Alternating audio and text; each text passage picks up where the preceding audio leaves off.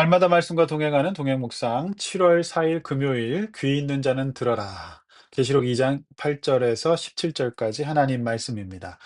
성도 여러분, 오늘은 어제 에베소 교회에 이어서 서머나 교회와 버가모 교회 주시는 하나님 말씀입니다. 먼저 8절에서 11절 서머나 교회에 대한 말씀입니다.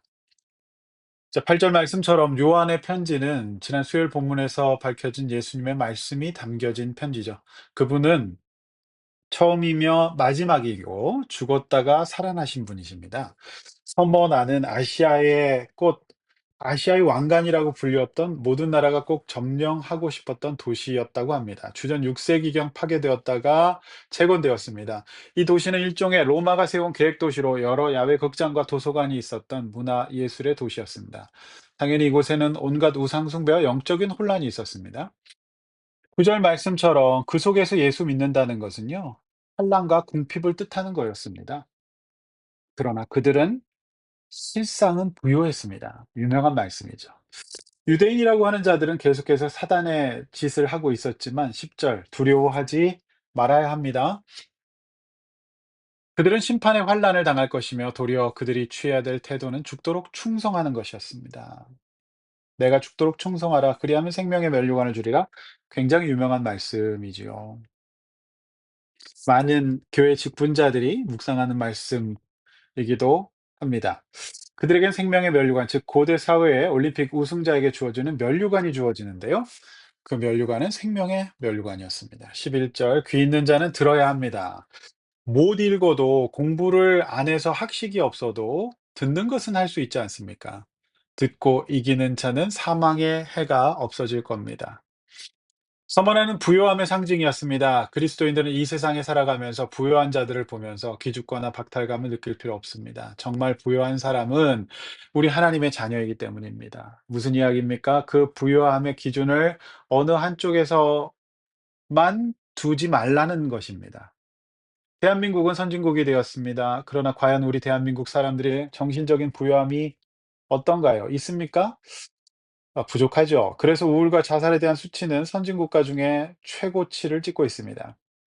과연 진짜 부유함 무엇일까요? 영적인 부유함만 있어서는 안 되는 것도 사실이죠. 우리가 육신을 가진 존재이기 때문입니다. 다만 그 기준이 육적인 것에만 있거나 영적인 것에만 있는 것도 좋지 않습니다. 진짜 부유한 사람은 이 영육의 균형을 갖춘 사람이죠.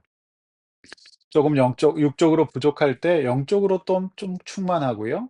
또 영적으로만 충만하지 말고 또 육적으로도 또 잘 이렇게 충만해지는 것. 이 둘 사이에 조화가 필요한 것입니다. 잘 사는 도시 서머나에 있는 성도들은 이 균형을 잡았던 것이죠. 그러므로 두려워하지 마십시오. 우리에게는 영적인 목적이 있습니다. 하나님 나라 전파와 신앙의 계승이 있지 않습니까? 이 목적을 가지고 살면 당연히 충성이 발생됩니다. 그리고 우리 삶에 영광이 따라올 것입니다. 12절, 17절은 버가모 교회에 대한 하나님 말씀입니다. 12절 좌우의 날성검은 하나님의 말씀이죠. 13절 이들은 사단의 권자가 있는 도시에 살고 있습니다. 왜냐하면 버가모는 로마 제국이 지정한 아시아 지방의 수도였기 때문입니다. 로마의 영향력이 가장 직접적으로 미쳐지는 곳이었다고 합니다. 이 버가모 교회에는 충성된 증인 안디바라고 하는 사람이 있었습니다. 이 안디바 이름 나오죠?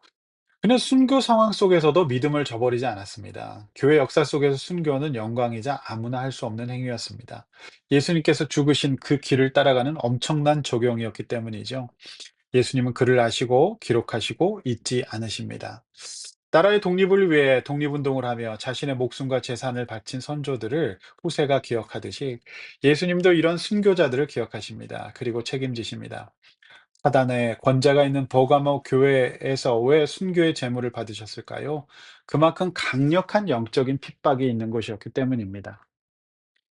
대한민국 교회 역사를 보면은요, 18세기서부터 17세기 이때부터 막 이제 이 로마 캐톨릭 선교사들이 들어오죠. 엄청난 순교를 겪었습니다. 그리고 개신교가 들어와서도 많은 순교의 제물이 있었습니다. 그만큼 대한민국 한반도 역사는 많은 상처와 아픔을 갖고 있었고 강력한 우상이 있었죠. 그러나 그 수많은 순교의 제물의 터 위에 교회가 세워져서 지금 대한민국은 가히 기독교 국가라고 할 만큼 기독교가 부흥된 나라입니다. 나라의 독립을 위해 독립운동을 하고 자신의 목숨과 재산을 바친 선조들을 후세가 기억하듯이 예수님도 이런 순교자들 당연히 기억하십니다. 그리고 책임지십니다. 사단의 권세가 있는 버가모 교회에서 왜 순교의 제물을 받으셨을까요? 그만큼 강력한 영적인 핍박이 있었던 곳이기 때문입니다. 그렇습니다. 누군가를 살리고 구원하는 일에 있어서는 크고 작은 순교가 발생될 수 있습니다. 가정을 유지하고 사회를 유지하고 나아가 하나님의 교회를 세워가는 일에 있어서 반드시 누군가의 순교가 필요합니다. 그리고 그 순교의 피 속에서 그들은 성장합니다. 안디바의 죽음이 멀다고 느껴지신다면 안디바의 죽음이 멀다고 느껴지신다면요. 때는 내 감정, 내 생각, 내 자아, 내 계획, 내 기분을 정리해 보십시오. 이것도 작은 순교일 겁니다. 그리고 그 일을 통해 내가 살아날 것이고 누군가 살아날 것입니다. 그것을 믿음이라고 오늘 본문은 증거하고 있는 것이죠. 14절. 그들은 역시 또 두어 가지 책망할 것이 있었습니다. 발람의 교훈을 지키는 자들, 그리고 15절에서 니골라 당의 교훈을 지키는 자들도 있었습니다. 발람은 민수기 25장의 우상 숭배고요. 니골라 당은 자유를 가장한 범죄라고 어제 본문에서 말씀드렸습니다. 그렇습니다. 이처럼 교회에는 순교하는 사람이 있는가 하면 여전히 자신을 복종시키고 십자가 앞에서 죽이는 사람이 있는가 하면 여전히 이전 방식대로 그대로 죄짓고 아무 생각 없이 말하고 행동하는 발람과 니골라 당의 행위를 하는 사람들도 있습니다.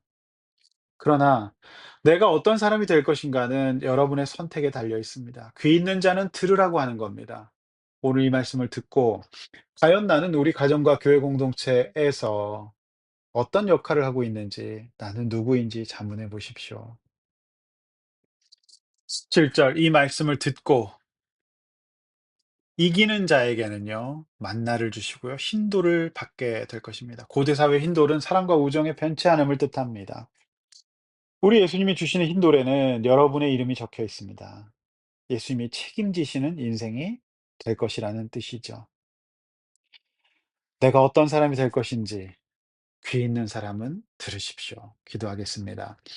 하나님 아버지, 우리에게 힌도를 주셔서 그 힌돌 위에 언약의 말씀 새겨주시고 내 이름을 새겨주셔서 헤어지지도 또 지워지지도 않게 하시는 그 하나님의 은혜를 감사합니다. 하나님 아버지, 말씀으로 깨어있게 하여 주시고 실상 부요한 자가 되게 하여 주시옵소서. 그래서 세상 사람들이 나에게 묻는 사람이 되게 하여 주시옵소서.